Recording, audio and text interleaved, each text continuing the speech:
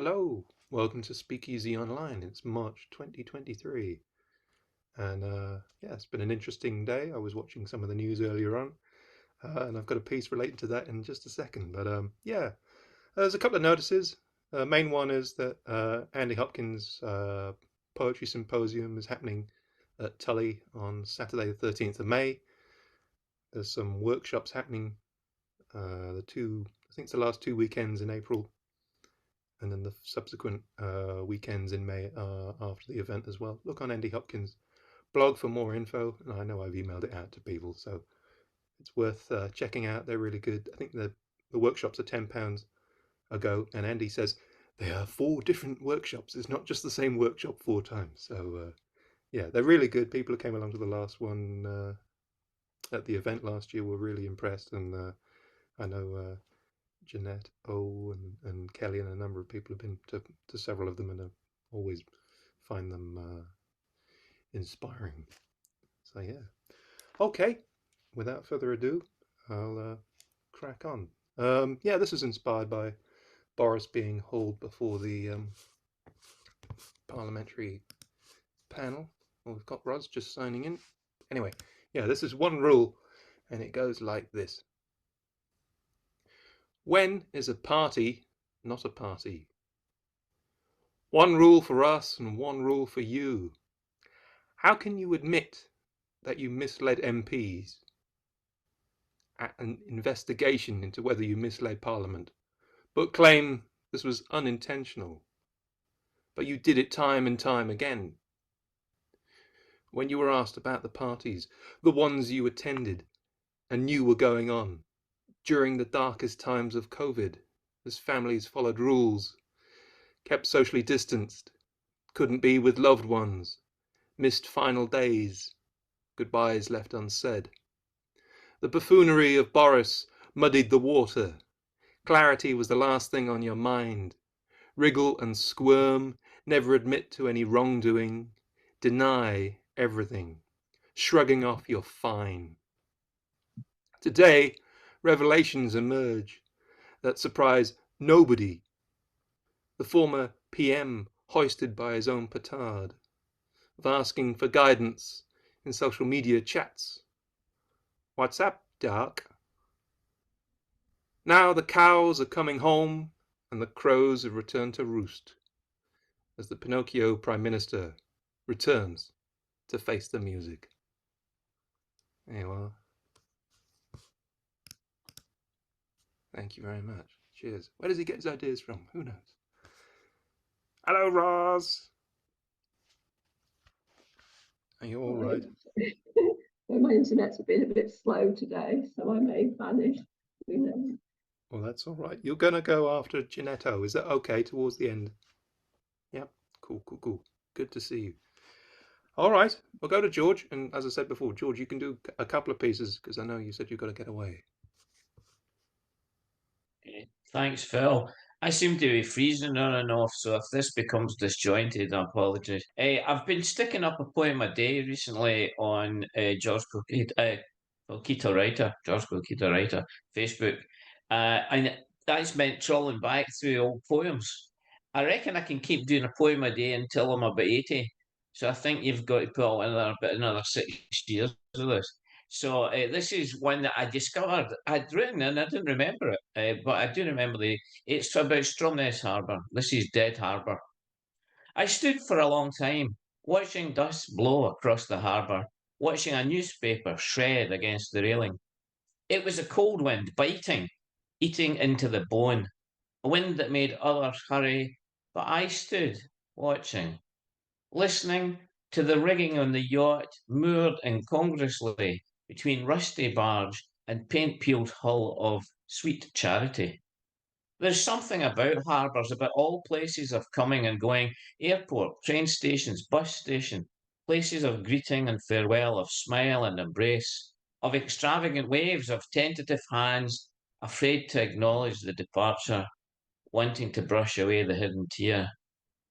But no one would come or go that day in this dead harbour. Thanks. And then I was feeling a bit down the other day, and as with everything, I decided to write a poem. It's my usual cheery stuff, so here we go. Hopefully it's something we can all relate to. I've just been clearing out a cupboard upstairs, and I came across things that God knows what they're all about. But anyway, these things, these things that are but things, endless clutter from my wanderings, that Welsh doll your mother gave, the long dead watch in the bedroom drawer, the garage drips with forgotten pots. There are clothes and hangers never worn for years, I've said. They're nearly new, and years have gone as I outgrew. There are photos of I know not who, or where, or when. They predate me. There are half-read books, an address for John. The who John is, or was, is gone. Unwilling to discard the junk as if the act would diminish me, they say I lived. I live. I am as real as the teddy, the flowery tie. Documents for the cars I've sold remind me of a Highland Road, speeding Benz when I was young and burdened with 1,000 drawers. I opened them, tossed careless in each year, each day, each hour, hopes and loves all jumbled in. These things. Thanks.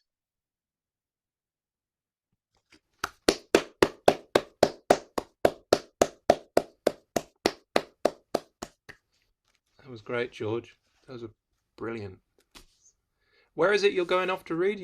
It's the launch for Street Cake magazine, which is experimental writing.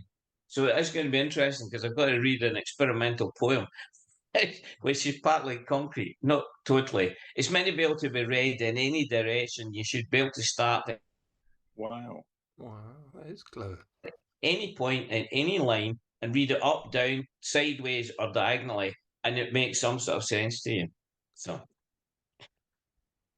Wow, you'll have to share that with us next time. You are pausing a little bit as well, so that's going to be interesting for them. Hope it goes well, George. Thank you so much. Okay, Jane, we're with you. Hello. Hi. Hi. I'm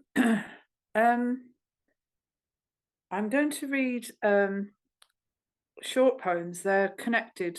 I'm going to read one of my own, but I'm going to frame it with two others that make sense to me.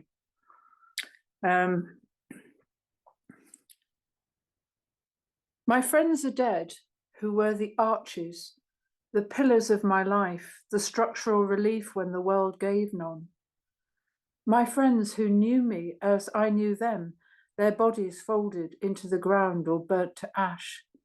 If I got on my knees, might I lift my life as a turtle carries her home? Who, if I cried out, would hear me? My friends, with whom I might have spoken of this, are gone. That's by Marie Howe, an American poet. And then this is one I wrote recently after the recent death of somebody very close. It's called Not Open. Last year, there were more of you, and the year before, more still. Careful on pavements, careful everywhere, calculating when it is the best time to tell, maybe when things aren't going as well as you'd hoped they maybe would. You said you stood at the corner of the garden of a house you never lived in, looking out at what you might see there for the rest of your life. It was your only glimpse. I see those empty edges, the hedge slightly breached by your part weight, though I never saw it.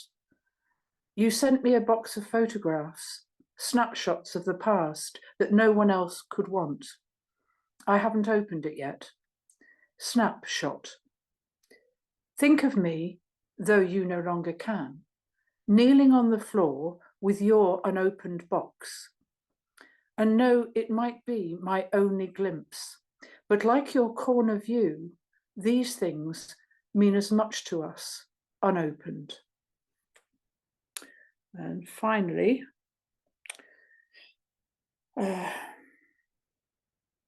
this is Rilke.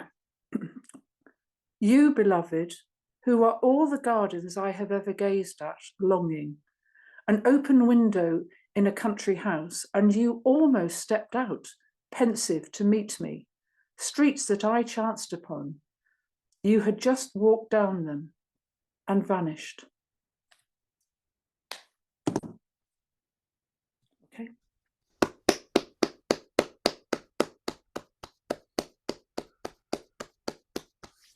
Wow. That was great, Jane. Thank you so much. Yeah. Wow. I'm yeah, sorry for your loss as well recently as well. Thank you. Okay. Val, do you have something for us? Hello. Hello. But since it was Mother's Day on Sunday, I'd read this one that I wrote a while back. It's just called Motherhood. How perfect is my newborn child, so small and pure and undefiled. Little fingers, tiny toes, perfect lips, a button nose, and eyes as blue as a foreign sea, are staring back at me. Who are you? They seem to say. Then he blinks and turns away. All he wants for now is sleep. His other wants and needs will keep. A moment treasured in my heart, I loved you from the very start.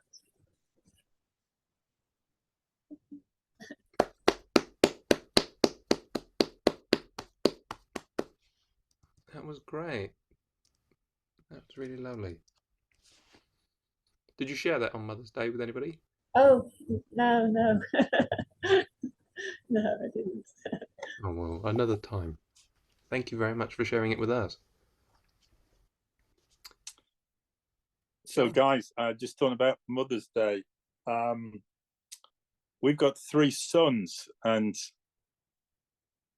I think sons are terrible at remembering Mother's Day.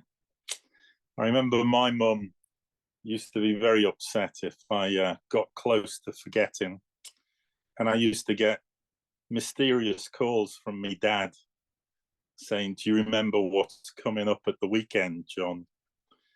So I was helped to remember, and I've inherited that. So over the years, I've also given a little bit of a help in communication to our 3 boys that Mother's Day was coming up, and their mother would appreciate them remembering that she was still with us. So this year, I was preparing to do so when I received a text from the middle boy, Ian, saying, "There will be flowers arriving on Sunday. Please watch out for them, Dad." So I thought 1 out of 3, that's good.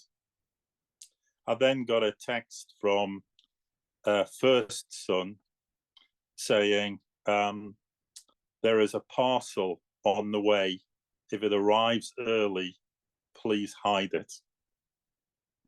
2 out of 3. This is pretty good.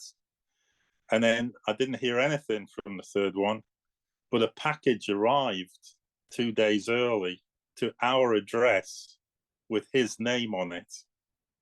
So being perceptive, I guessed that it might be for his mum. So I put them aside. And we found out, this isn't a poem, I'm just telling you a story.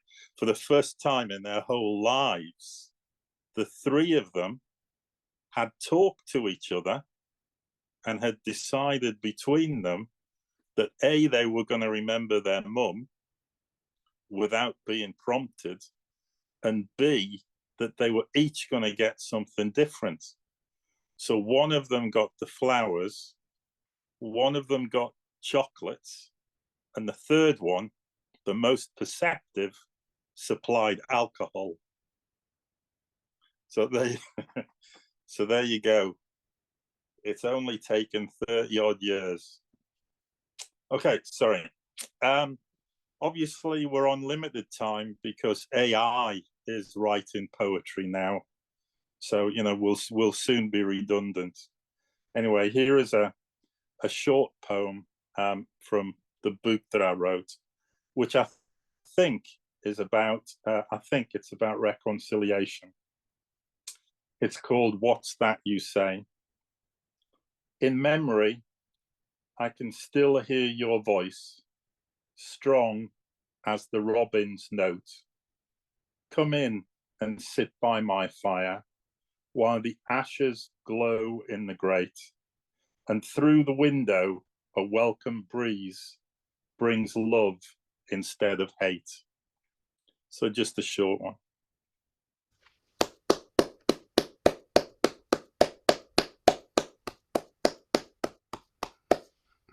Really wonderful sentiments there, John. That was great. And that was a lovely little story about your three sons as well. Yeah. Yeah. Thank you so much. Cool. All right. Ginetto, hello. Sorry about that, I lost my mute button. Right, going with like a parental theme. This one's called Footwear, and I wrote it. It'd be just before Rebecca, my eldest, was turning 18 actually. So snow-capped toe caps on little red wellies remind me how cute you were. Pink shelled toenails poking through yellow sandals remind me how carefree you were. Black shine school shoes, excited to grow up, remind me how innocent you were.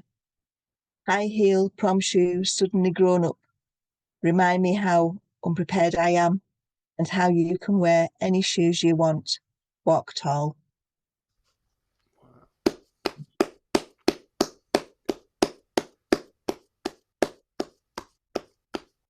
That's a really clever idea. I like that. Yeah. Excellent. Thank you so much.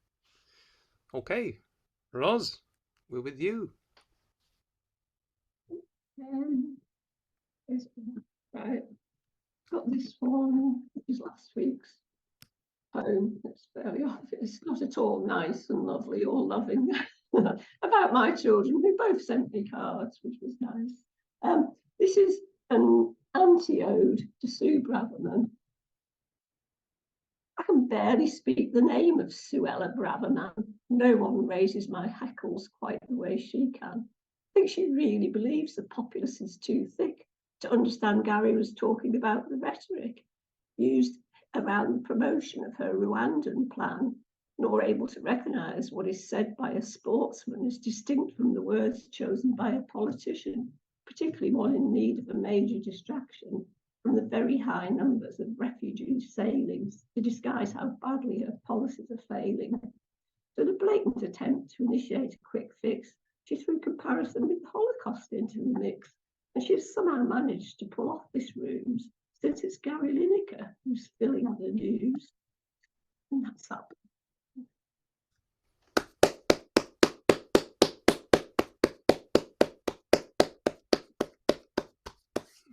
Excellent, Roz. Good. We can rely on you to set things right. Thank you so much. All right. Well, we've rushed around. I'll do this one. Thanks, folks. It's been lovely, but I'm afraid I do have to go. I've been getting messages from the other side. No, not the other side. Poetry from beyond. Cheers, George. Bye. Have a good one. Enjoy your night. Cheers. Okay. This is all the wisdom we've gained so far. Remember to be kind. Think of others if you can. If you can raise a smile, make someone laugh, make people feel better than when they arrived, that must be good. Do your best. If you fail, pick yourself up and have another go. There is no one way of doing things. It's easier to hate than to help. It takes courage to change the world, but you can do it. There you are. Oh, yeah, cheers. Thanks very much. Okay. Back with Jane. So, Phil, did you just write that one? Is that very recent? Yeah, that was last 2 weeks ago. There was a little workshop going on, and with set prompts, and we have about a minute to come up with Wow. ideas. So that might have been the 3-minute one, but yeah, it takes me about 10 seconds to get my brain into gear even. See, that's how much I struggle. I get the words in the wrong order. And yeah, and then I'm like, oh goodness, that's only 30 seconds to go. So yeah, it's intense, but it's good fun. Do you think that sometimes helps, being given, you know, these like exercises? You've got so long and go for it. Sometimes it helps, but you don't know what's gonna spill out your mind. It's like poetry torture.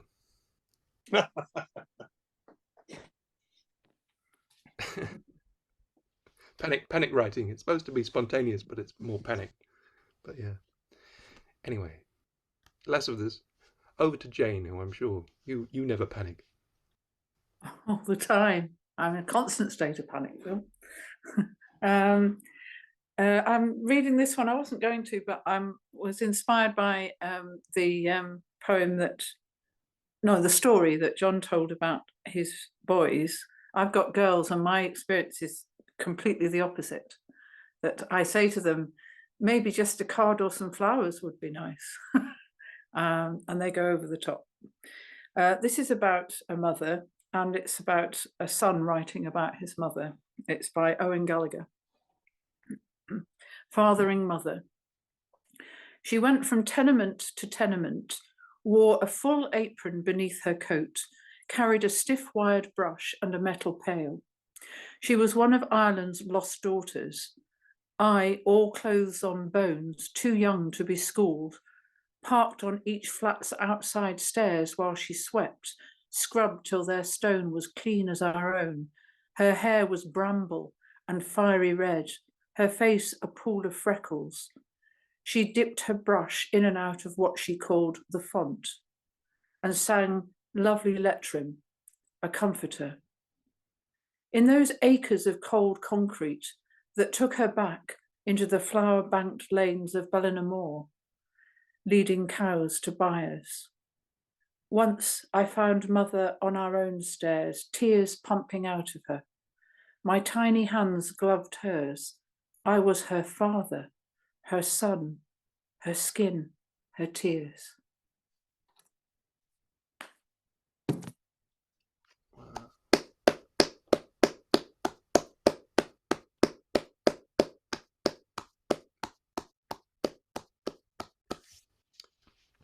Thank you for sharing that one with Jane. Yeah, very good. Val, we're with you. Do you have another one for us? I read this one. I read it before it's out loud. It's the one I did at the workshop about 3 weeks ago, and the theme of the workshop was on the edge, which can mean quite a lot of different things to different people. So anyway, this is just called On the Edge. Standing on the edge of the whole world, where the rugged cliffs meet the rolling sea, and time stands still as waves relentlessly batter the rocks below, as they have done for eternity. Standing on the edge of insanity, where logic and reason meet emotional pain, and time stands still as you float through the motions, desperately trying to reconnect with the earth. Standing on the edge of life and death, where the certainty of life meets the uncertainty of death, and time stands still as a million thoughts flash through your mind, when suddenly life grabs you back.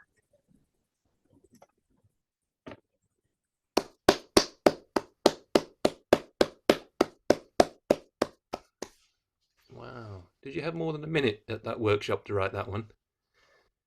No, not really. Not really, no. It's amazing what you can come up with, isn't it? That was great. Thank you so much. Cool. We're back with John. Hello.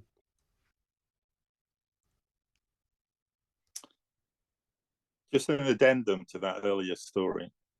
I now have 3 daughters-in-law. So for the first time, I have a late experience of what young ladies are like versus young boys.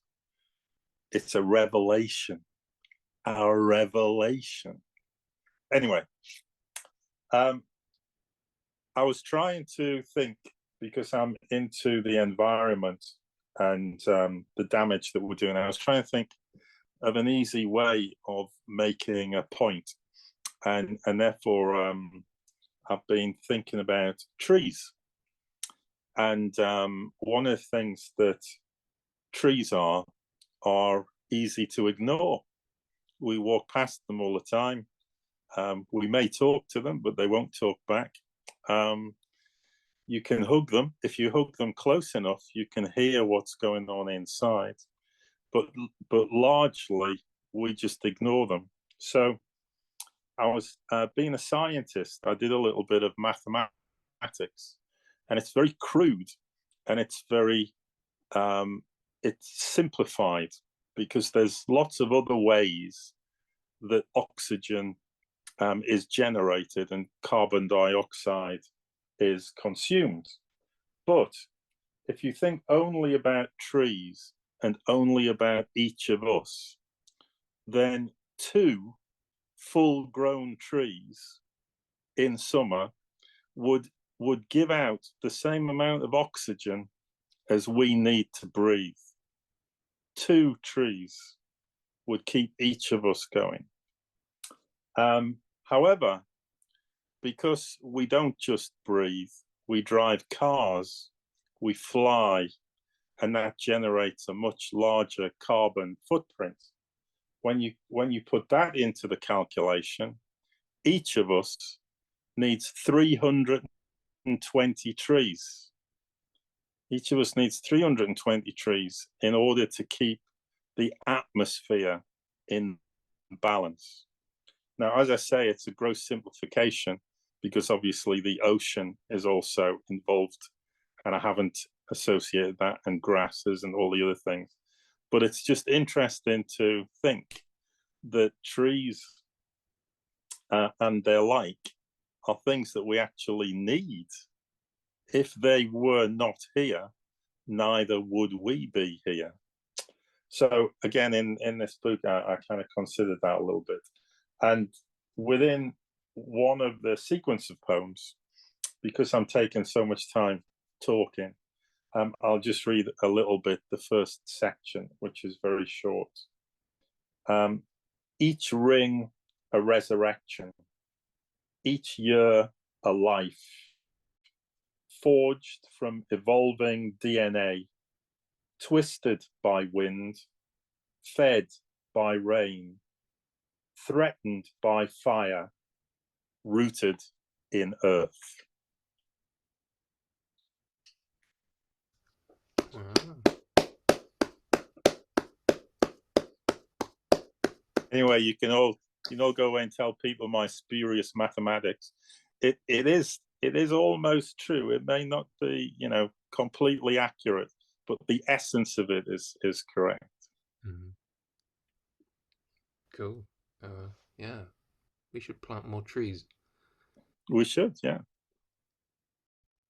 Excellent. Well, thank you for that, John. It's been very educational. Good. Okay. Janetto, have you done your homework? Is there maths involved with yours? No. No? Okay. 0 maths. This one is from the month before's visual verse prompt. I didn't get anywhere with it, but I had to go writing a poem. And the picture was, if I can try and show you, I don't know if you can see that. It's like a green background and a lady dressed in a green coat with a mask on. It looks like a scuba diving gear. Anyway, so this is where it took me. And it's called Submerged, if I can get it back on my screen. She was green as seaweed, and almost as slippery in her lime-like coat. She was green and drowning. She was dipping too far, diving too far. She was green and bilious. She could not breathe behind this mask. With head facing down, her nose lost sight of wholesome air. With words engulfed below the surface, her lungs got baited. She'd been green. That. Thank you. What she needed was 2 trees, and then she could have breathed. Okay. I was paying attention. I knew there was going to be questions. Okay. Thank you very much. Roz, what you got for us? I thought I'd read this as my litter picking poem. I read it way back in Zucchinis when I wrote it. But I read it not last month before, when we did the workshop on the storytelling for the environment. And anyway, I decided I would read this at the evening thing, and it went down well, so I thought it could have another outing. It's good but bright, I'm pleased to say. As we set out on Buttermere Care Day, I volunteered for the litter pick. So armed with my picky-uppy stick, I'll make a nice quick circuit of the lake before hurrying back for coffee and cake. This notion proved to be a mistake. As soon as we started down the track, it was obvious we would easily pack several of the rubbish sacks we had. The amount of litter was shockingly bad, and if the sheer amount's not enough, consider the constituency of the stuff. We hadn't even reached the water's edge before we found, neatly tucked under a hedge, our first little plastic bag of dog poo. Doesn't that strike you as an odd thing to do? To pick it up as if to tidy it away, then leave it and the plastic to stay? Judging from the numbers of bags of poo, this must be a thing many dog walkers do. We collected it up with the other stuff people sling when out walking and carelessly fling. Chocolate wrappers, plastic bottles and bags, bits of paper, an empty packet of fags, even a metal grill from a barbecue, and yet another bag of doggy doo-doo. Then we spotted hanging decoratively on the newly bare branches of a tree, and revealed and left in full view another little bag of dog poo. We also found part of a car bumper, a pair of gloves and a jumper, and a couple of poo bags I recall had been stuffed into a dry stone wall. There was an awful lot of used tissue and a couple of discarded nappies too, but we struggled on, intrepid and willing, picking up junk, our collection bags filling. We almost got back, we didn't have far. Then we bagged the exhaust off a car, and at last, of course, just a single shoe and another little bag of doggy poo. That's a true story, and it was over 300 bags of dog poo picked up in one circuit of Buttermere. It's just unbelievable. Well, well done, Roz, and to the group of volunteers who went out and tidied it up. It's weird. Why would you just? I mean, it beggars belief, doesn't it? I don't know. We've got about 2 minutes. I got this one from the workshop. The brief was 101, and while the main inspiration was about getting old, I took it a different direction. So it goes like this. It's not responsible for the material in the last poem. Perhaps it's a dog's life. Just ask those Dalmatians. Some dogs guide the blind. Others find drugs or landmines, living a life of service. Some dogs are abandoned, running wild. Others are rescued, rehoused, with loving families and homes. Some are rescue dogs, up mountains or down disaster zones. Bring the brandy. Maybe treats to chew, biscuits and bones. It's a dog's life, getting old. There you are. Thank you very much. Yeah, you never know where these prompts are going to lead you in these workshops. So yeah, there you are. Okay, we've got about a minute. I think I'll push the magic button, and we can all sign back in with the same login that we used before, and then we can maybe go around again. Does that sound okay? Oh, fantastic. Cool. Really good stuff so far. Been fantastic. See you on the other side. That was good and quick. Wow. Yeah, again, when you've only got a couple of minutes to write these things, you don't have much time, because then Eve, who runs the workshops, goes, and this is the next prompt, and you're like, oh, I'm still finishing the last one, Eve. Shush. So how often are the workshops? They're sporadic. They're supposed to be sort of roughly every month, but it's you never know quite when it's going to happen. And I always have to message her and say, when are you doing any more of these workshops? The last time I did it, she went, oh, it's tonight actually, and I was like, okay. But yeah, she's very motivated. I think she's 23, and I think she was like, "There's no poetry going on in Carlisle." I was like, "Well, excuse me." Exactly. Yeah. You do have to scratch the surface, to be fair, but she was like, "Well, I'll start doing my own." It's like, well, that's brilliant, taking the initiative and making something happen. Yeah. So, is it online or is it face to face? It's face to face in the Creative Quarter. It's a little venue around the back of the Marks and Spencer's food hall. Oh, right. And yeah, I think there was 4 of us at the first one back in November, and then last fortnight ago, I think there was about 11 or 12 in the room, which was good. So it's sort of it's growing. So yeah. Okay, hello everybody. We're back in the room. Yeah. I think we're back with Jane. Do you have another one for us?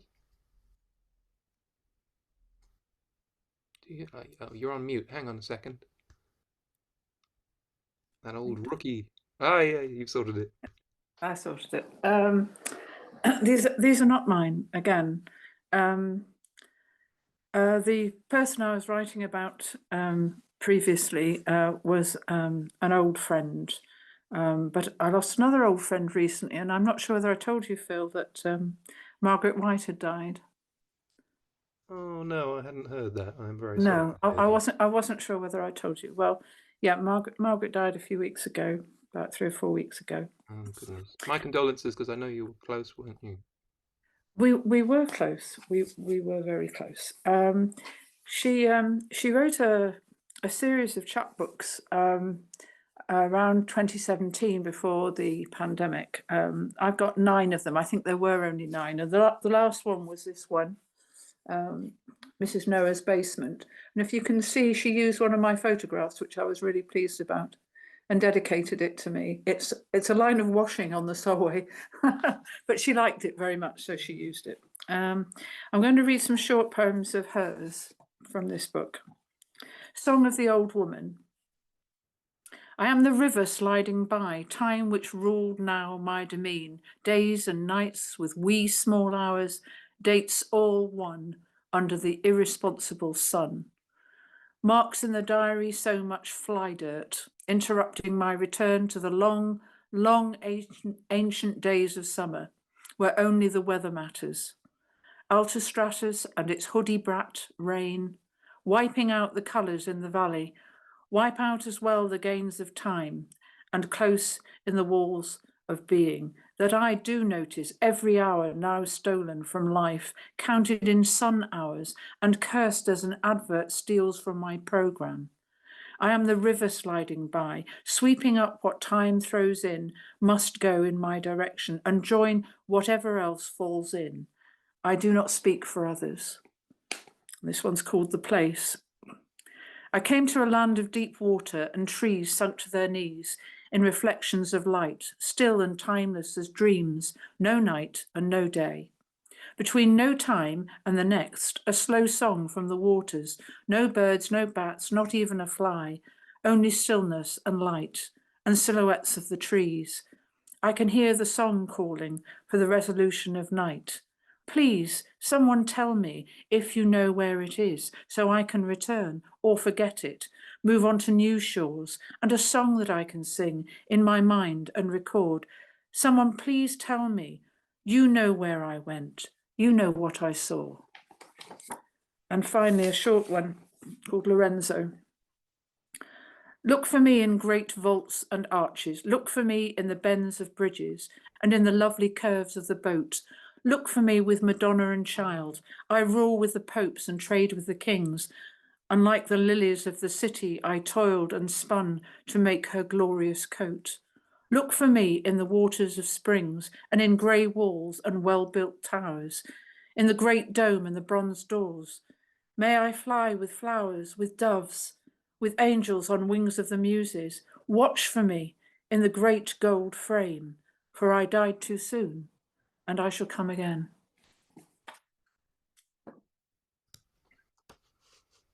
Wow. Jane, they were fantastic poems. Oh, wow, what a talented lady. She was a very, very talented woman, and very short illness and just gone. So often the story. How did she manage to produce the chapbooks? Did she do them herself, or? Yeah, she did them herself. Yeah, she always used to say, "I can't be bothered with all that publishing nonsense." So she had them made, and they're quite nice, full of old photos and people's drawings, and they're nice. She did, oh, I don't know, about a dozen sets and gave them to friends. Wow. It's a thing we could probably all do, actually, isn't it? Yes. We should all do this. Yeah. Yeah. She had that wonderful ability of memorizing her poems, and so often she would read them back in the day at SpeakEasy just off the top of her head, which was amazing. And they were long. Some of them were really quite long poems. And long, yes, involved, you know. That was yes. I think it's incredible when people are able to do that. We had a lady come to the Brampton Poetry Group, and she used to be able to recite word for word, you know, poetry, and as you say, Phil, long poetry off the top of her head, and put the emphasis into it as well. You know, it was absolutely incredible. Yeah, I can't remember how to spell my own name, so it's just I'm in awe of people who can do that. Yeah.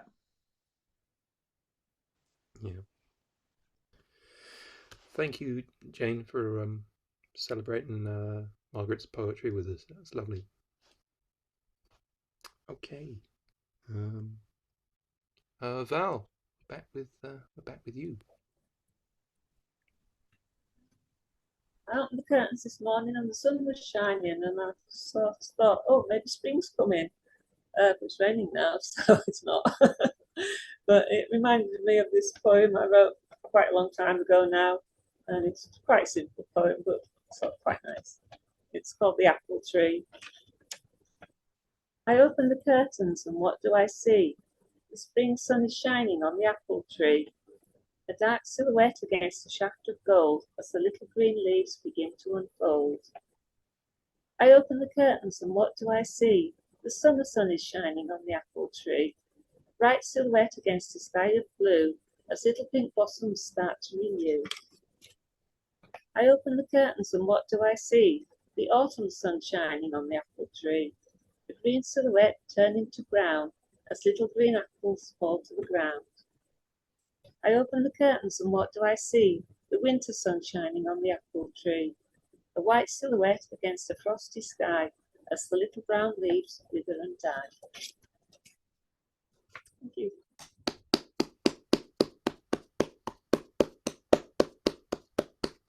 That's great, Val. You encapsulated so much in very succinct passages. That was great. And again, trees. John's gonna like that. Trees. Yeah. How long ago did you write that, Val? Oh, must be just after the lockdown finished, I think.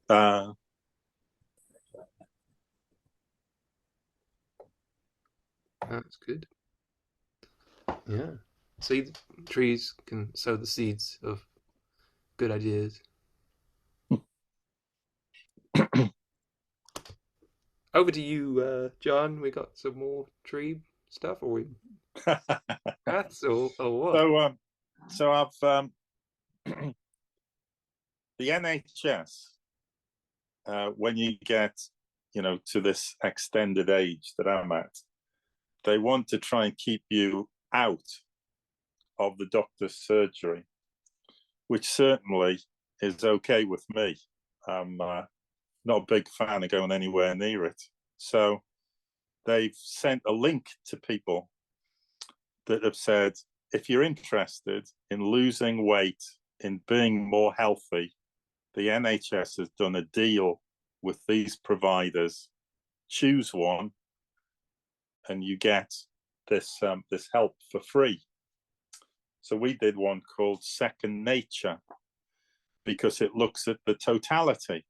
So it doesn't just look at diet, it looks at exercise, it looks at sleep patterns, it looks at meditation, it looks at stress. It sort of is health in the round. So as part of that, I've started trying to do 5,000 steps a day, which is proving very good, because actually I can now walk longer distances without the need for oxygen at the end of it, which is pretty impressive. So what I try to do when I'm walking is to also use a little bit of the idea of meditation and write poetry while I'm walking, sort of in my head, with the idea that this is a fantastic idea to be as prolific as someone like Phil. I can come back each day with a new poem. The only problem is that I do write that poem in my head while I'm walking, but I've completely forgotten it by the time I get home. So not all processes of poetry writing work. Anyway, this is a big lead up to the poem, which is called A Morning Walk, which I wrote later after I came back. Chasing a robin down a country lane, or am I following it? It waits until I reach some magic distance, and then it flits to a further post. And so it repeats from post to post, safety to safety, within sight, but out of reach. Sometimes it sweeps across the road into the hedge on the other side, where it darts among the thorns, then perches on an upper or an outer branch, always pausing to look back. I like to think it wants to see if I'm still there.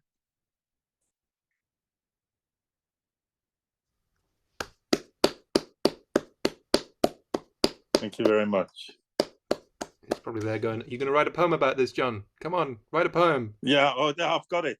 It's here now.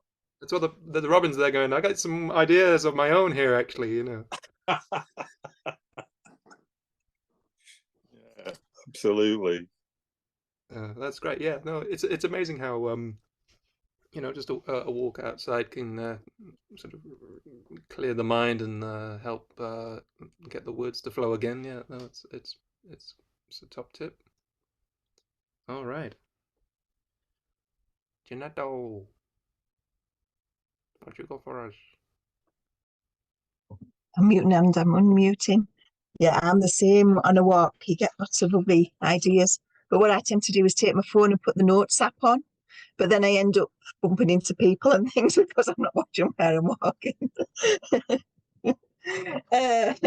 Anyway, I'm just looking through my notebook here, and there's a poem that I've written out from, I don't know if anybody else subscribes to it. It's a website called Medium, and you can get so many free articles you can read a month. There's sometimes writing, philosophy, and all kinds. There's some really interesting articles. There's a poem here by somebody called, if I can read my writing, G.B. Roget. It doesn't seem to have a title, or I've misjotted it down if it has. Anyway, here goes. Careful, my friend. I see you have written your very first poem. It is my duty to tell you, you may soon find yourself under the spell of the muse. She will come to you in dreams and whisper her sweet song. You'll feel like in a trance. You'll have no chance but to write. Words will demand to meet the world. You won't be able to imprison them. They are too mighty to be kept under wraps. I suggest you surrender. This will be the most delicious defeat in your life. Trust me, you don't want to win this fight. Instead, abandon your post and head over to your desk. Let poetry take over you. Allow her to overwhelm you. This is your new addiction, one for which you need no cure. Deliver us your pain and your passion, and in return, life will keep on giving you all the poetry you'll ever need, and then some.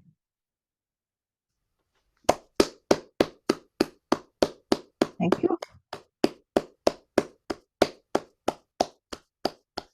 Oh, yeah. Jeanette, it is addictive, isn't it? It is addictive when you started writing poetry. And if I'm honest about myself, you know, a lot of the poetry I write is for myself. It's almost therapeutic. It's It's a way of, cathartic as well, isn't it? Yeah. and it's addictive, isn't it? Because it becomes a mechanism that you know you can use when you need to. Yeah. And you find you want to go on more walks because you know more poems will come because you're going on a walk. Yeah, except, you know, I know I'll forget all of them as well. But yeah.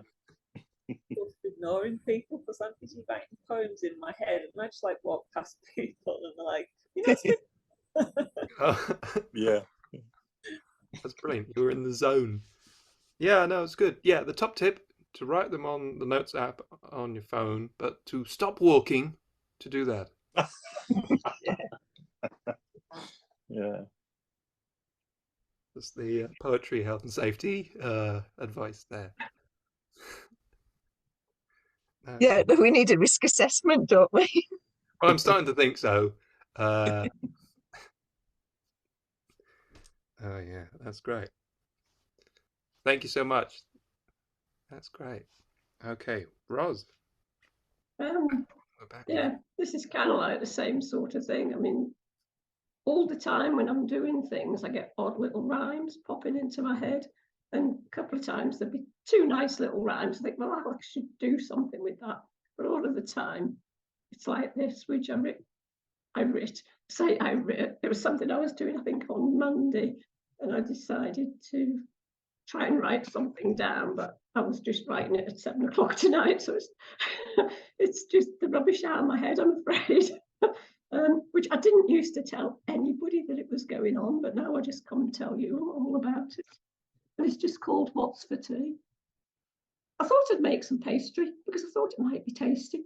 I mixed flour, lard and margarine, which I admit sounds quite obscene, before I rolled it out flat and stuffed it and folded it at that.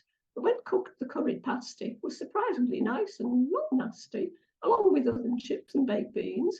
It was a feast fit for the gods, it seems. And that's the kind of rubbish that plays around in my brain, I'm sorry. Oh, brilliant. I think it's fantastic. And I think, Ross, don't you think it's great that you can come to, you know, sessions like this? Because I normally go to the Brampton Poets, and you can find people who don't mind you spouting your poetry to them, Rubbish. and even applaud at the end. I mean, it's I know, amazing. it's wonderful. We're all scribble down the recipe, you know.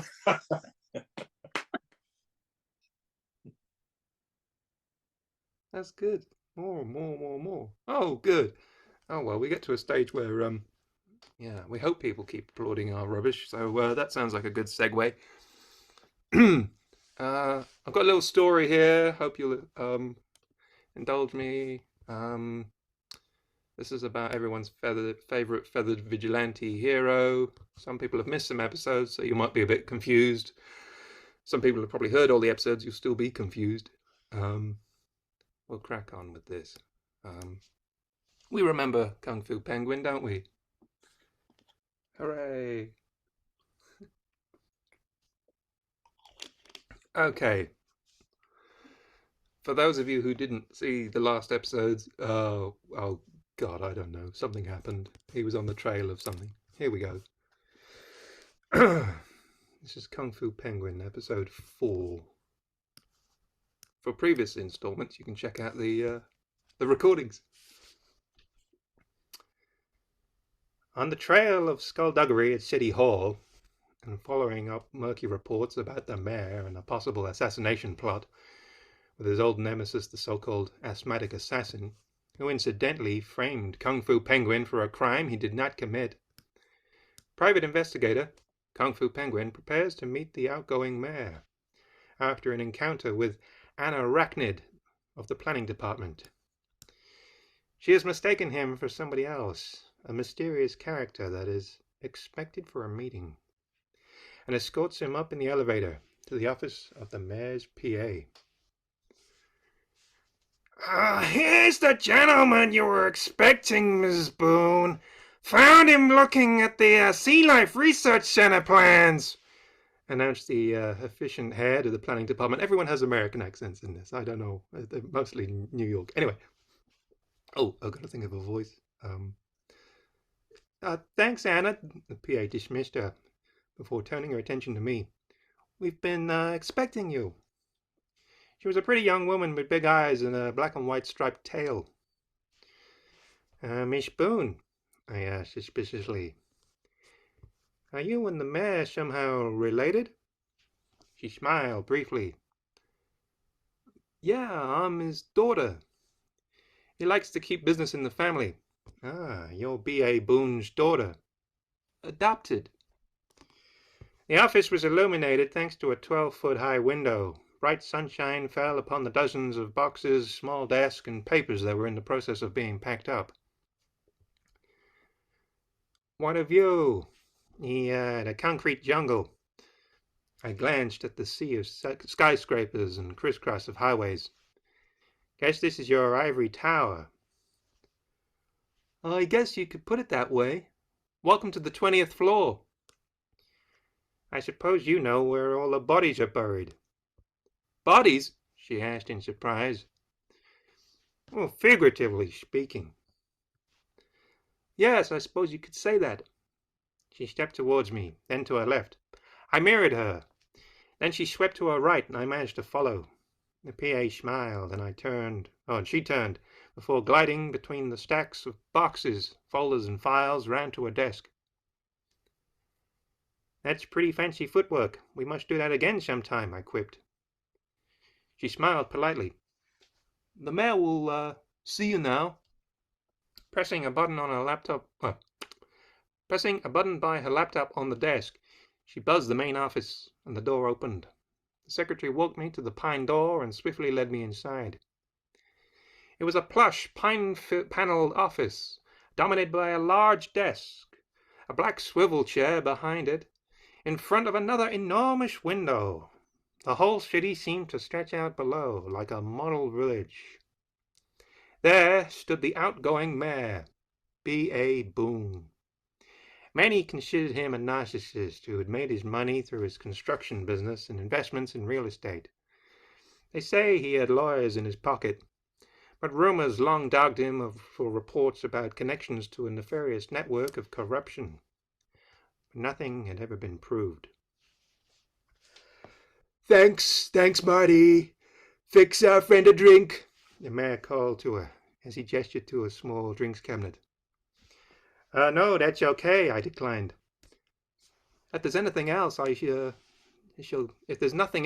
get back to packing, Marty suggested. She turned and left, closing the door behind her. B.A. Boone beamed proudly. Isn't she something else? Sure is. It's very nice to meet you, Mr. Boone. I hear you're the outgoing mayor. Outgoing mayor? Sure, I'm outgoing. I love going out. I go out all the time. I've been out to the beach. I go out to dinner. I go out to play golf. I'm just an ordinary guy. I've been a boon for this city, a huge boon, enormous. They've never seen a boon like it. Those lousy journalists, they might say, what about your outgoings? Why don't you release your tax returns? Are you hiding financial irregularities? To all of them I say, hey, all of that was totally above board. If you don't believe me, just ask my lawyer. Sometimes you can't rely on a lawyer to solve a problem, right, Mr. Mayor? That's so true. That'll be why we came to you. A professional problem solver. There's a big bag of money, just like we arranged. You're the cleaner. I got the lingo. Now do your job, and do it fast. There was a large black briefcase on the desk beside his computer. Boone opened the lid, and it was filled with bundles of cash. This guy, Macaque, the new mayor, this guy's full of it, I tell you. Got no vision. His deputy, on the other hand, is a much more enlightened guy. He's a grass snake who's on the take. He's a great guy. Some say a snake in the grass, but he knows how to do business, like you do. The new mayor is such a pain in the ass. Just look at this.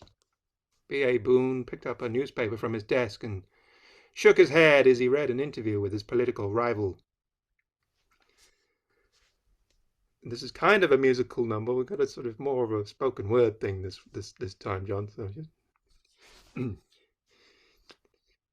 the citizens have spoken. To the truth, these people have awoken. I'm going to clean up City Hall, take a broom, rid this city of the likes of B.A. Boone. We've had enough monkeying around. No more monkey business in this here town. Gee, can you believe this crap? You ever played that game, Whack-A-Mole? You gotta do the same to this guy. Put him 6 foot in a hole.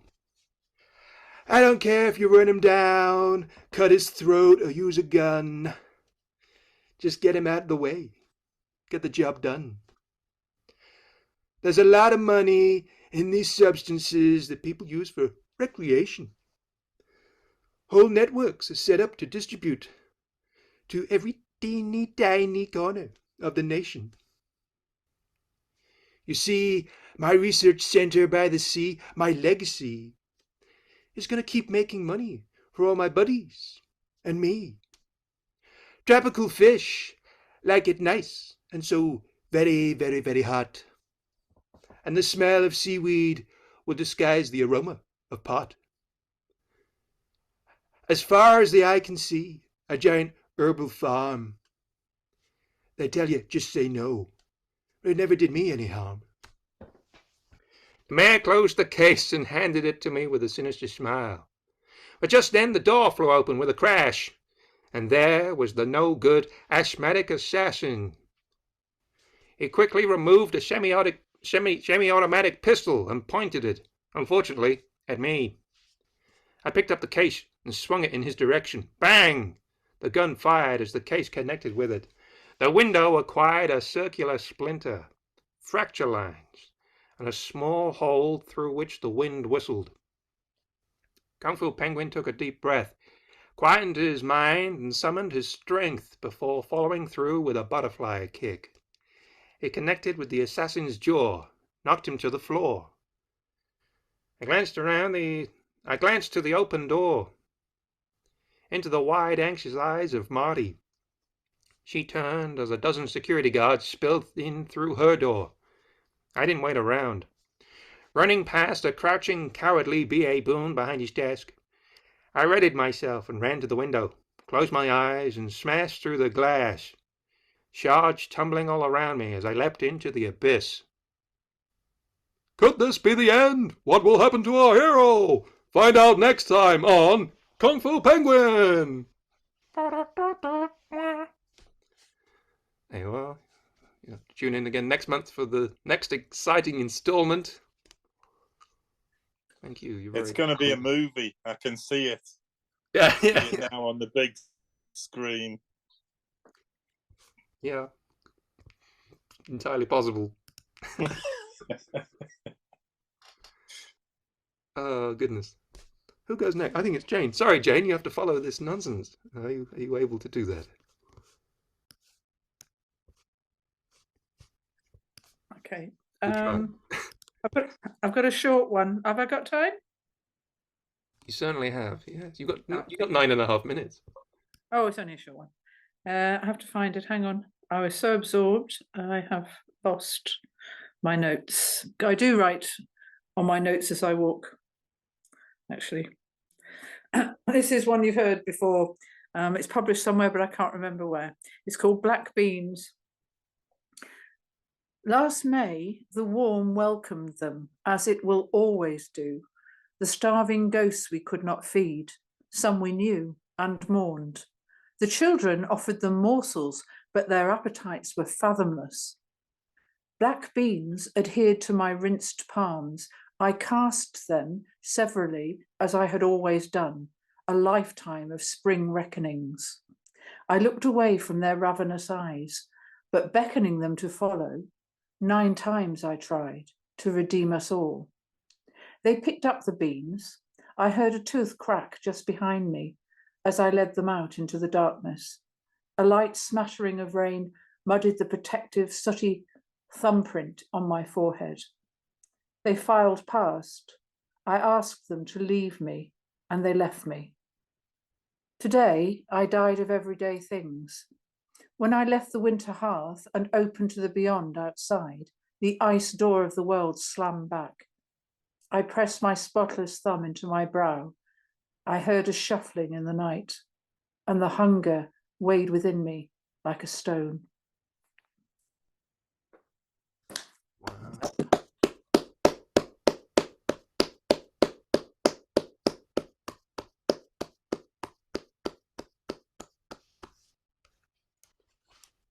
Thank you. Great. All right. With Val. Do you have another for us, Val? I'll just read this one I did at the workshop. We had to imagine that we were a creature and write about what we would be. So it's just, if I could be a bird. I could be a little bird hiding in the treetops, flying over the earth, laughing at silly humans down below. I would have no need for a car or a plane or shopping from Tesco. I'd flap my wings and fly away and eat worms. And for my pleasure, I'd trill my little song while sitting in the sun and not worry about my bills, free as a bird. Brilliant.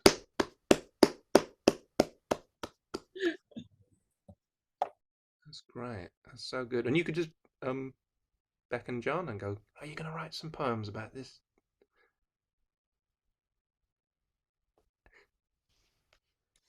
Speaking of John, we're with him now. So I want to give Jeanette and Ross a chance. I'm going to just read a haiku. It's just called The Green Man. Face on a felled tree, head of leaves, eyes of hot wood, asks us what we're doing. Very good.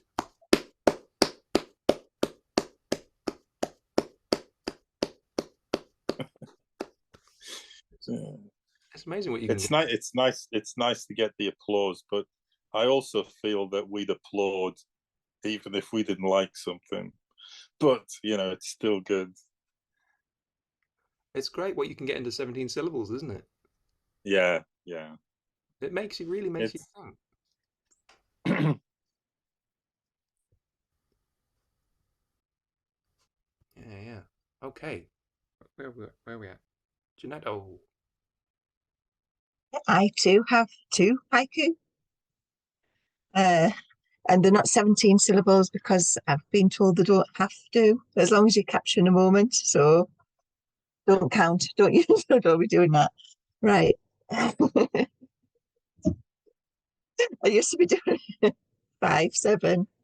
Anyway, so I'm chuffed to bits because this, well, they're both going to be published in Blythe Spirit in the next British Haiku anthology. But the first one, it's actually going to have a tribute to my friends who were lost at Christmas time. And this actually happened. It's clouds clear over the crematorium, a migration of birds. And then the second one, it's just because there's been such a mass. Well, I'm just going to read it because this has been happening over Wickham for quite a while now. swirling dusk on sunset canvas, starlings.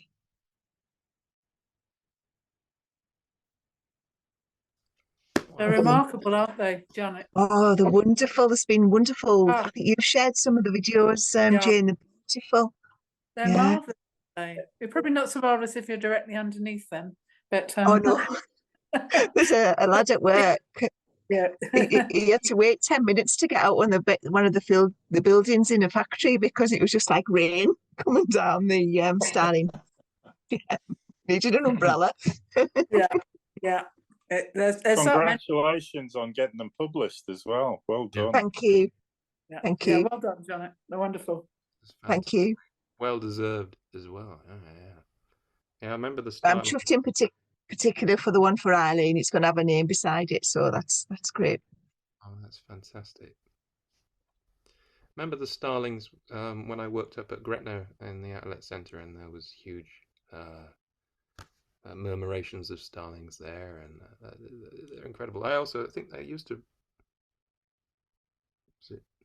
Was it Chatsworth Square or one of the squares in town? They used to land in all the trees there, and then you would just see all the cars nearby all covered in the poop, and it's like, oh dear. And you just hear that it was like something. It was like the birds, just this sort of rustling and chirping from, but you couldn't see anything. It was just the trees, and it was like the trees are alive. Yeah, unsettling. Anyway, 3 minutes to go before the end of this section. Roz, do you have another? Yeah, not nice and birdy. This is just the little one I did last Wednesday called Relative Numbers. It's a little thing, but it amuses me. It's something about the symmetry. And the year my older sister turns 70, my younger sister becomes 60, while the former son reaches 50. So she is 10 years younger than she, but also 10 years older than he. But to her, she's a sister, to him an auntie. This seems to encapsulate the epitome, the very essence of serendipity.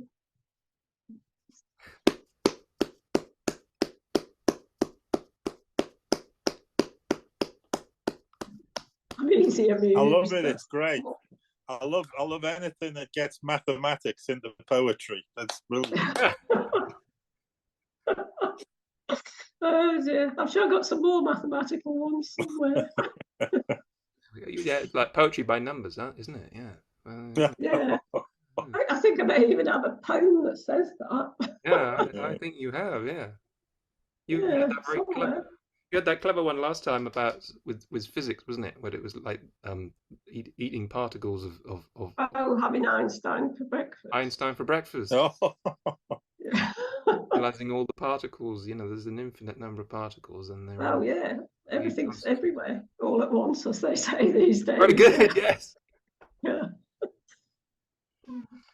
Excellent. Cool. This is another great round. This is I'll give you one last fact before we go. Assuming infinite distribution, we each breathe in 6 molecules of Caesar's last breath with every breath we take. Wow. I wondered what that taste was. It was pizza. Yeah. A strange urge for Italian. We can sign back in and do one more round if we fancy doing one more quick round. If we've got one. Yes. No. Yeah. Yes. What no. It's at 10 to 9. Oh gosh, we are early this evening. We are early. I don't know. I haven't got anything else particularly. I'd have to spend half an hour looking for things about numbers now. Well, if we sign in, and I can do one and sign things up because we haven't done the sign off yet, and this is going to click off in a second. Is that okay? We'll sign back in, and then we can argue about who wants to do another one or not. And this is one of your books, isn't it, John? Oh yeah, Voyager. It's a good. Somebody was saying we publish your poetry. So this is my venture into colour printing. on the inside, because self-publishing is getting a lot easier now. And I would absolutely, I guess Phil would as well. I mean, really, when you've got a body of work, it's well worth thinking about the ways that you can get it out there. I mean, my poetry is not extraordinary, but you come back and you find out that somebody in Australia has parted with hard-earned cash to buy a book of your poetry. Now, fortunately, in the box marked "no returns," I ticked that box. Okay, but people in North America have bought it. People in Europe have bought it. People in UK have bought it. So obviously, they must misread the title or something. But the idea that you could actually get something out there, and people you'll never meet are actually buying this stuff, and hopefully enjoying at least a little bit of it. I would really encourage anybody to have a go if they've got a body of work that they want to put out there. I don't know what you would say, Phil. I would say you could do that, or you could contact your local small press, who would be happy to talk to you. There you go. Called you press, the best press Yeah. that you know. But I mean, that's a great way of doing it, isn't it? I mean, it's a fantastic way of doing it. With that kind of contact like yourself, it's fantastic. I mean, some of the book sales that I've tracked with Called You Press, and it's like sales in, as you say, in faraway places like Japan and America and Canada and places. You're like, who's buying this? Yeah. They've obviously got excellent taste. Absolutely. One of the extraordinary things is if you do sell it, and you sell it on, if it also is sold through Amazon, you can go onto their Japanese Amazon website and you can see your title and your blurb translated into Japanese. I thought, Phil, that you had to be invited to do a collection for Called You Press. You can't. Well, are you wanting to be invited? It's fine. I'm just asking. I'm just catching you out. No, people. The word is out there, and people are going. Oh yeah, they keep coming up to me and going, "I hear you publish books," and I'm like, "Yeah, I'm a poetry dealer. What do you want? What do we hear?" No, yeah. So, but they first of all, they do it in whispers, don't they? Just so that no one can overhear. It was part of Called You Press? Yeah. I go around carrying all my books with me, going, "You want to see these books?" It was one of the things that I talked about with Nick before he died, actually. Oh yeah. Okay. Yeah. I have a suspicion we're Or going. he talked with me. Yeah. Well, we'll have a conversation then, because there was a the history of Called You Press. We can go into that at another time. But yeah, excellent. Yeah. Oh, well, if anybody is interested, do give me a shout. And yeah. Where are we at? Oh, here. Did anybody have another poem they wanted to read? Jane's got one. Yeah. And the other, John, maybe? Okay, well, I can do a quick one, and then we can scooch round. Okay. This one, I'll do nostalgia. Here we are. This is another one from that workshop. The theme was nostalgia. Looking back in the past fondly, it may be a fictitious past, one of our own invention, Victorian London, full of cheery Cockney sweeps. Cockney street sweeps? Hang on. Blech. Cheery Cockney chimney sweeps. I think it's the long COVID. My brain's all frazzled. Hello. Victorian London, full of cheery Cockney chimney sweeps. That's like Dick Van Dyke, isn't it? A blind eye turned, knowingly, to the poverty of... This is supposed to be a serious poem. A blind eye turned knowingly to the poverty of children, working classes, the workhouse, poorhouse. Nostalgia is a dangerous thing. An idealized history without the pain. See, it makes you think at the end if I hadn't messed it up in the middle there. But yeah. thoughtful. Oh, you're very. You don't clap. That's yeah. Like John said, you just clap anyway. It's Pavlov's reaction. Oh, I was clapping because I thought your accent was better than Dick Van Dyke's. Oh, right, So yeah, cool, bloody. that- Oh, yeah, thank you, Governor. That's great. We'll just go ahead then, Mary Poppins. Mary Poppins, oh, cool, blimey. Exactly. Thank you. I think someone had said to him, you need to do a regional accent, and he just decided to do all the regions in one. Anyway, Jane, I think we're with you. It is a fairly old poem, Dry Eyes. It's been quite a life overnight, escaping dreams that go on without us, leaving the long places, turning on the chasers, dead to their spin, their scripts, their structures, scriptures, their dead dry lips. That house a bit like yours, but with different pictures, with attics in the stars and cellars in the sea, that one thing said in anger. I haven't cried half as much for twice as long. Who needs tears anyway? Let the fountain in the square, the waterfall streets the rain makes, this shawl of ocean have them. Let the muddy puddle from which dogs drink deep and greedily have them. I told a friend about the tears, their absence in the desert, their absence in the sea, who said, what a great theme for a poem, which seemed a different way of looking at things.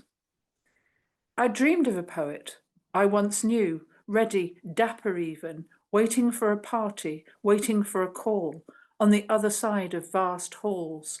I should dream in better cliches. I had to search hard. People I could ask fell away as I went through at half a run.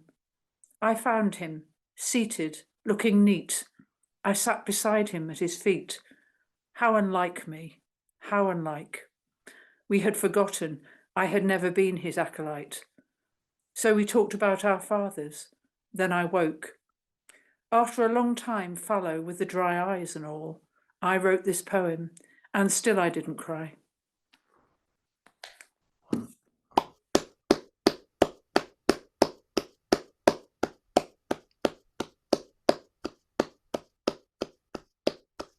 When's the collection coming out? Yeah.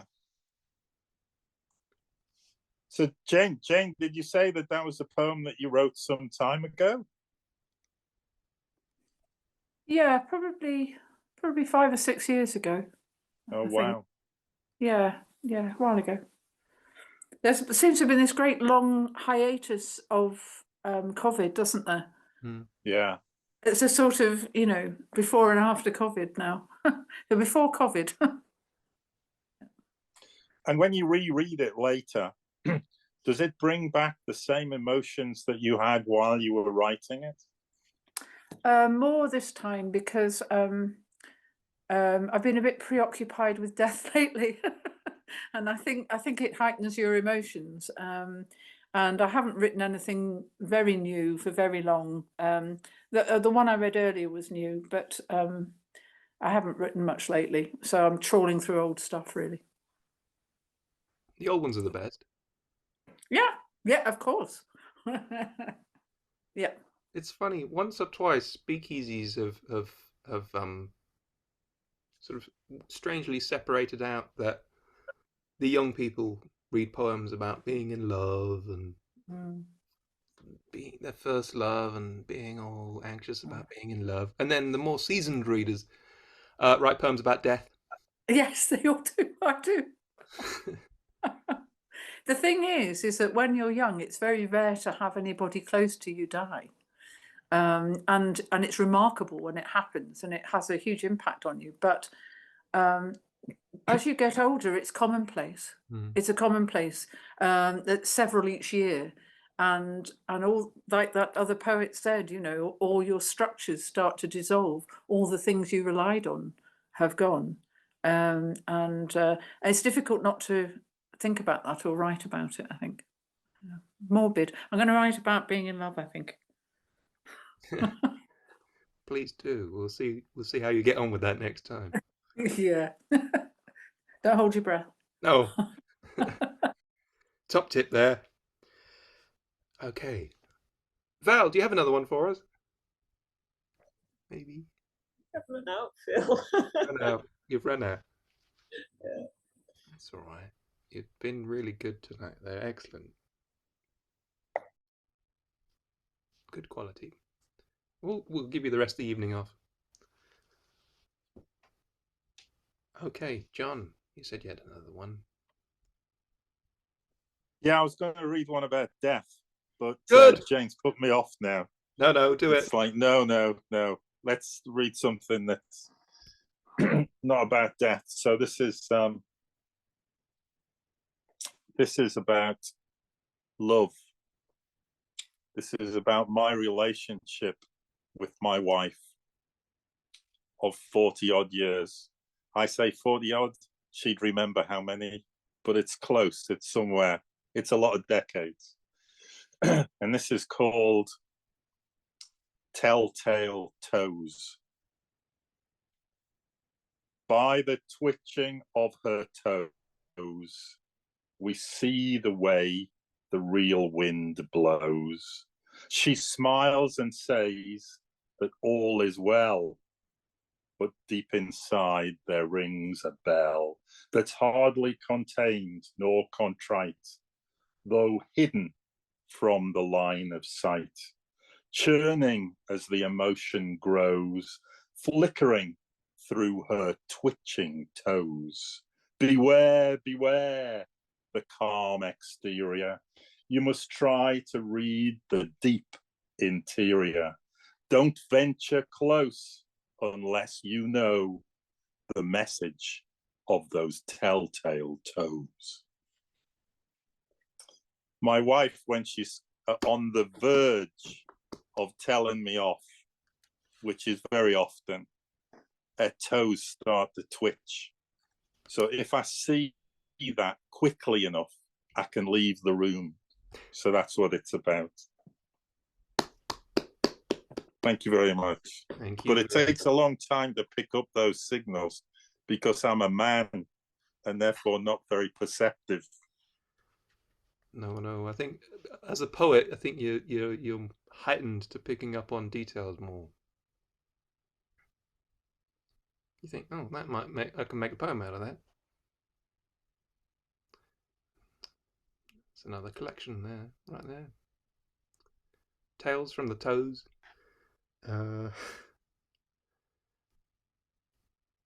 Okay, moving on. Ginetto, do you have another? I do. It's not mine. It's Come to the Edge by Christopher Logue. I've just been flicking through my poetry pharmacy book. So here we go. Come to the edge, we might fall. Come to the edge, it's too high. Come to the edge, and they came, and he pushed, and they flew.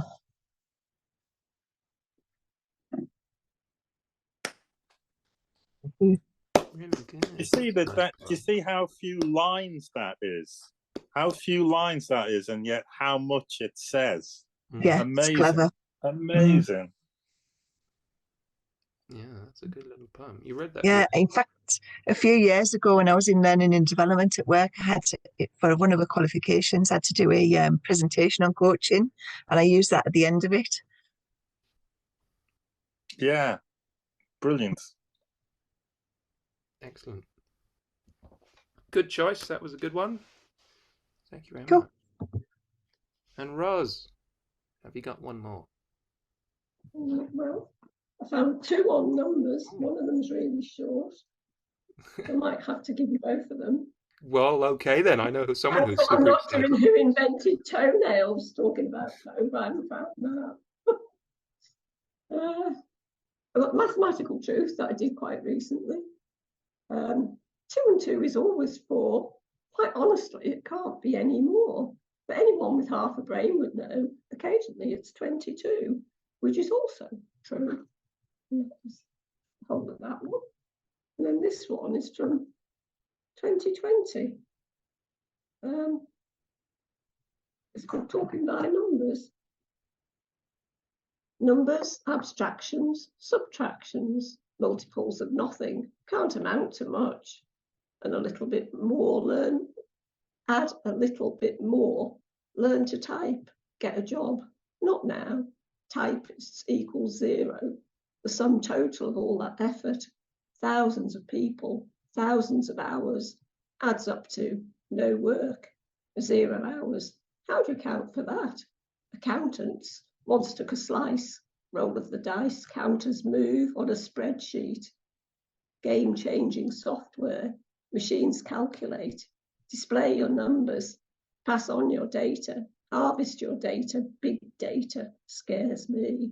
Computers talk in numbers. Language means nothing. People mean nothing.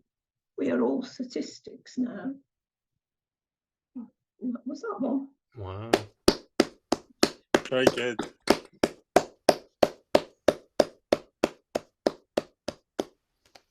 And in fact, when you think about it, we're becoming more and more numbers, aren't we? Because we're forgetting about cash, even though they're bits of paper with numbers on them. Mm-hmm. So when we went to the theatre, earlier in the week, and we said we'd like to buy an ice cream. Here's the exact money in cash. And they said, you can't have it.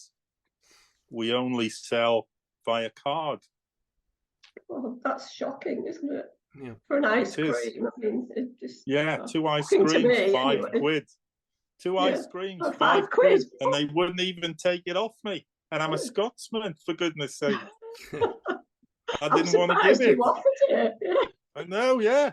Well, it was still wet, but you know. Which theatre was this? Yeah. Theatre Royal.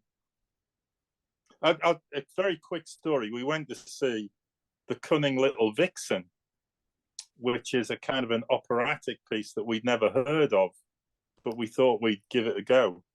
And it's all done with dancing and colours and everything else.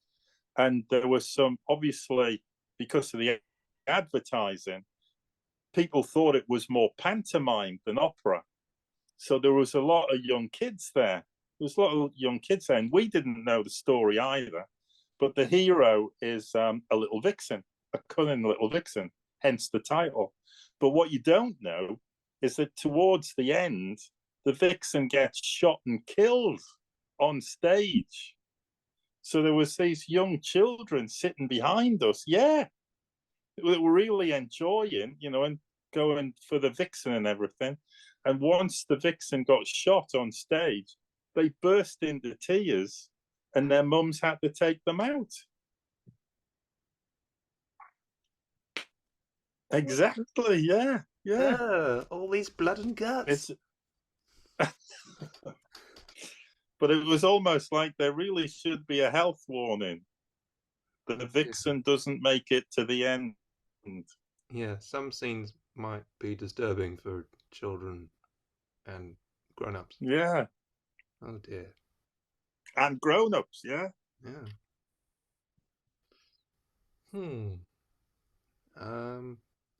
Well, that was a lovely little story. I like a happy ending. I got this one, which kind of, funnily enough, links into some of the stuff Roz was saying, and also earlier on, John was talking about we better make the most of writing poetry before the computers take over. And at the last Speakeasy, it was James Riddick did a wonderful piece where he'd spoken to Chat GTP and asked it to write some poetry for that evening's Speakeasy. And he got really frustrated with it because it started to rhyme. And he was like, no, don't write a rhyming poem. So it started off again, and then it segued into rhyme again. And he was like, no, stop it. Just write a non-rhyming poem. So then it did the same thing again. And he was like, not sure it's as clever as it thinks he is. Anyway, I was thinking, where does this go, even further down the line, So this is called Mind Hack. It had a different title for a while, but I changed it. Mind Hack. What's next? Mind Link? It ought to make you think. Implants plunge deep, directly into your brain. Sync up with every other human. Hive mind or just brain fog. You are, we are, I am, Borg. Cybernetic organisms, Can we glimpse through the future prism? Who saw the coming of credit cards? Chip and pin, tap and go, contactless. Alexa, Apple Pay, smartwatches, electronic transfer, bank online, socialize online, hate online, love online, lust online, escape online, cry online, spiral online, like online, unplug from online. Merge with your tech. It's trendy and sick. The celebs do it and the socials say you must. Cyber is sexy. Sign up today. Do away with the handset. See the screen on your eyeballs. Retina projection. Envision the future. People plugged perpetually up to processors. Our lives, minds and bodies, the property of big tech companies. Surrender your freedoms. Let the digital world possess you. Digital is hackable. Every keystroke recorded on an anonymous server. We splash our data everywhere. Digital fingerprints leave a trail. Cookies, bits and bots track us. A string of code, a binary DNA, lingers in fossilized permanency. Artificial intelligence is ferociously learning from us. Will we learn the lesson from it? IT and AI may want to blend with us. How far is too far? When is it too late? It's when you realize you've signed away your heart and soul to be just another victim of high-tech mind control. Is humanity at a juncture? A fork in the road, passing augmented zombies who shamble along haunted streets. The choice itself is simple. Do you join the cyber elites? Take the next step, evolution of humankind. Do you upgrade or choose not? You choose to know your own mind. To uninstall or opt out will take more than simply pressing Control, Alt, Delete. There you are. Thank you. Oh, it's brilliant. Really enjoyed that one because it is a real worry. You know, when you got we've got grandkids now, and it's a real worry. Everything they're doing is already off a screen, Yeah, and they're all under 5, and it's just like it's unbelievable. wow. It's scary, isn't it? I mean, it's so quickly that it becomes second nature, first nature even. It's just pervasive, isn't it? Computers. I know the irony of doing this through Zoom is not lost on me, but I thought when you said that line about just press the button, I thought, oh God, we're all going to vanish now. Yeah. But Phil, have you actually tried this AI? Is it do you just physically ask it a verbal question, or? I think you type stuff into it, I think, don't you? I don't know. I haven't used it. James has used it, and my friend Joe had used it as well. And it's spooky. I mean, I think it's still quite primitive AI, but it's getting better and better all the time, and it's frightening how quick it consumes everything. And it can write in your style if you feed it the right information. It can actually write in your style, and I've known poets come up with quite good stuff. And in fact, I think it's a wonderful innovation, isn't it? Because you get something to write in your style after you've put a few old paragraphs in, and then that's you done, isn't it? It's wonderful.